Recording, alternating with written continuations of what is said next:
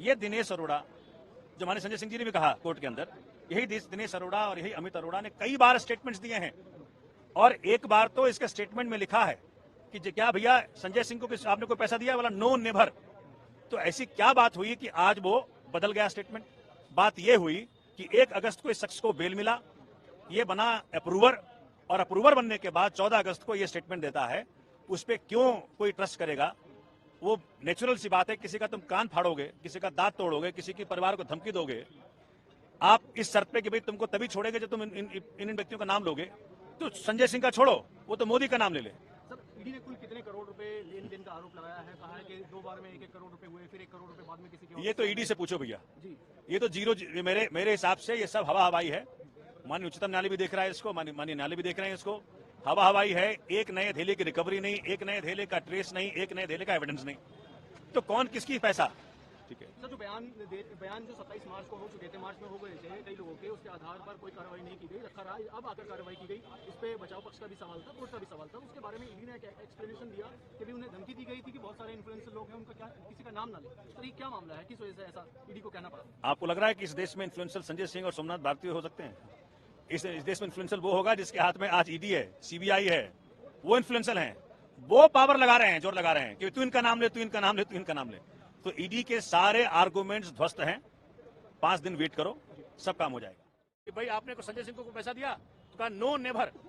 ये on record है कि नो नेवर। तो वो स्टेटमेंट का मान्यता नहीं है, लेकिन ये एक्यूज्ड टर्न अप्रूवर की ये स्टेटमेंट कहाँ मान्यता है?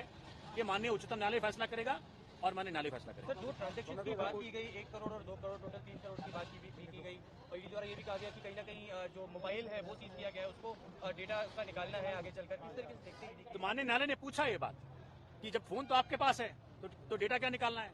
उनके लिए संजय सिंह की कस्टडी क्यों चाहिए आपको? इसका जवाब नहीं। तो ये सभी बातें ऑन रिकॉर्ड हैं और वो कह रहे हैं कि भाई हमने सीडीआर लिया है। और मैं आपको बता दूं, सीडीआर एक मोबाइल टावर का होता है। उस मोबाइल टावर के इर्द गिर्द ही वो व्यक्ति होगा। तो संजय सिंह के घर के बगल में मनोज ये तिवारी का भी घर है, तो क्या तिवारी से मिलने गया था आदमी? तो ये तो सीबीआई बताएगी, ईडी बताएगी। तो आज ईडी के पास किसी भी सवाल का जवाब नहीं था।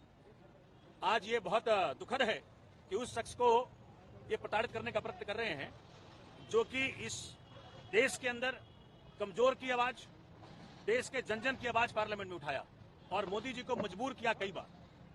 पहले सदन से निकाला और आज जेल भेजा, लेकिन सच जल्दी बाहर आएगा, ये आपको मैं वचन दे रहा हूं। आपकी तरफ से आगे क्या कॉर्स ऑफ एक्शन होगा? क्या कोर्ट जाना है अभी या क्या कानूनी तरीके से? अरे भाई, ये पहले प्रूफ तो कर लें। इनके पास कोई सबूत नहीं है, धेले भर का सबूत नहीं है, 1 पैसे का ट्रेल नहीं है।